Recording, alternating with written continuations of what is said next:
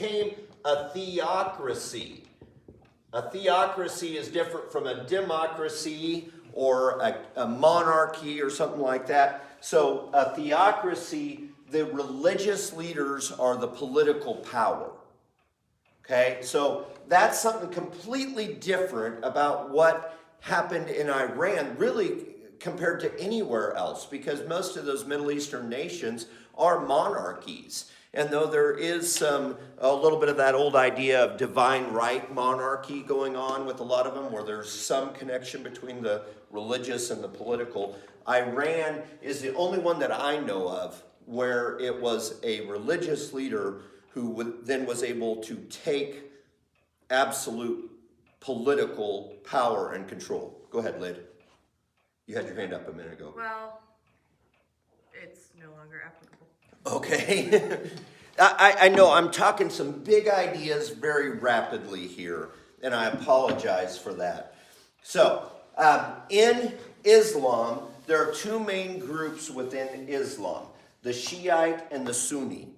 The Sunni Muslims tend to be the less radical Muslims. The Sunnis tend to have a little more of perspective that would emphasize within Islam the idea of peace.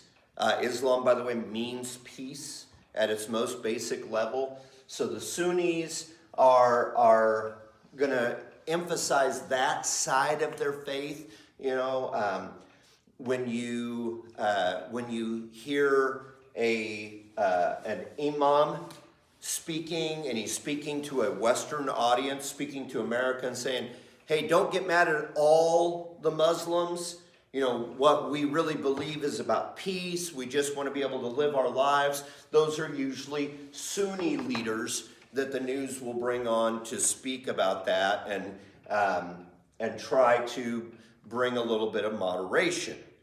The other group, though, and this is Sunnis account for probably somewhere around 80% of Muslims. Is that kind of a good rough number? Shiites are somewhere between 10 and 20% of Muslims. Shiites tend to be the more radical side of Islam.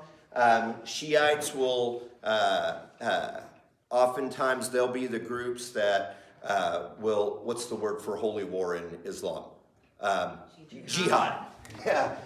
Shiites will often, something like that is how it's spelled. We're taking foreign words and putting them into English, but Shiites will often institute or call for jihad. An imam will say we need to go to jihad over this issue, and when you declare a jihad, what you're saying is that anybody who dies in that fight gets an instant path to heaven. So it doesn't matter what you've done in the past. If you die in a jihad, you know, you're going straight to heaven, and the whole group of virgins idea and all of that stuff. So most of the time when you see about a radical bombing or some kind of attack or something, that's usually a Shiite group. Iraq, where we had a lot of military involvement. How long ago was the main Iraq war? I mean, the first Iraq war was 1990. Second one was what, 2002, 2003, somewhere in there. So 20 plus years ago now. Wow, we're getting old. Iraq is primarily a Shiite nation that had Sunni leadership. Saddam Hussein was a Sunni, but most of the nation was Shiite, and that was part of where there was such an easy overthrow there. Go ahead, what? Yeah, he's a member of the Ba'ath Party, which is a segment of the Sunnis. So, in Iran is a primarily Shiite nation, and the Ayatollah was the supreme Shiite leader within Iran. Okay? Okay. Any other quick questions about that history of our... Go ahead, Mom. Okay, you said that Iran is mainly a Shiite nation. Are you meaning just politically? Because you said only 20% of the No. This is around the world. Muslims around the world. About 20% of Muslims around the world are Shiite. Okay. About 80% of Muslims around the world are Sunni. Iran and Iraq both are primarily Shiite nations, though. Okay. Okay? So, yeah, good question. Good distinction that we need to make. All right, go ahead. Yes, you first, though, Lynn. I have two questions. My Go. first one is, what is the general population of both Iran and Iraq? What do you mean? Like, you said around the world there's about 80% Sunni, about 20% Shiite. And I'm trying to get a context in my brain for, okay, is the size of those two nations, Iraq and Iran, about the size of, say, Kansas, or about the size of, say, Texas, as far as population? Total population population of Iran and Iraq. I do not know that number off the top of my head. Land space, I know that Iran is quite a bit bigger than Iraq in terms of land they hold. Right. James, any wild ideas on There's about 2 billion Muslims in the world. in the world? It's about a third of the world population, Okay. which is mostly Sunni. I mean, there's a lot of branches of it, like we have Baptists Right. here, so. But the Sunni and Shia don't necessarily get along. Right. Now, how many, what's the population of Iran and Iraq? Well, Iraq is 50 million. Iraq is 50 million according to the 2026. interwebs. Okay. Yeah. What was your second question, Lynn? So I see that you've got Abraham up there with a question mark. Yes, and okay. Isn't that where don't Muslims believe that they are descended from Abraham? That's part of the whole fight with Good question earlier. Thanks for bringing us back to that. Jews. Okay, so Iran is 93 million. Iran is 93 million, Double Iran. Yeah, double Iraq. Yeah. Okay, so Abraham had two sons. Remember their names? No, that's Isaac had Jacob and Esau. No, you're good. You're good. Isaac and Ishmael. Isaac and Ishmael. So we had Ishmael, who was born first, the son of the slave woman, and we had Isaac, who was born second, the son of Sarah.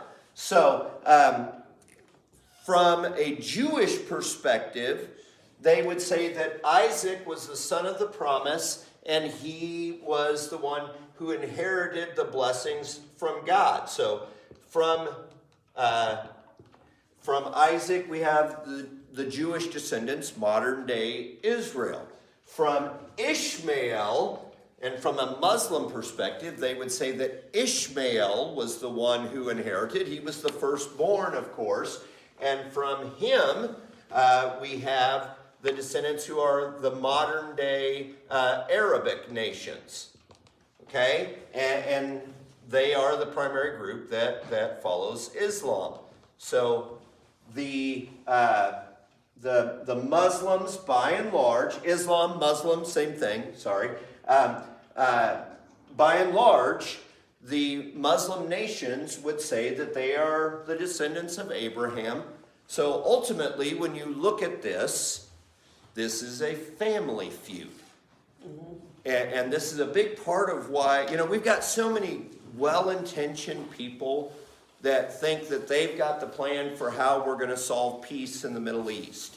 And, we're gonna get everybody to sing Kumbaya and sit around the campfire and it's never going to happen.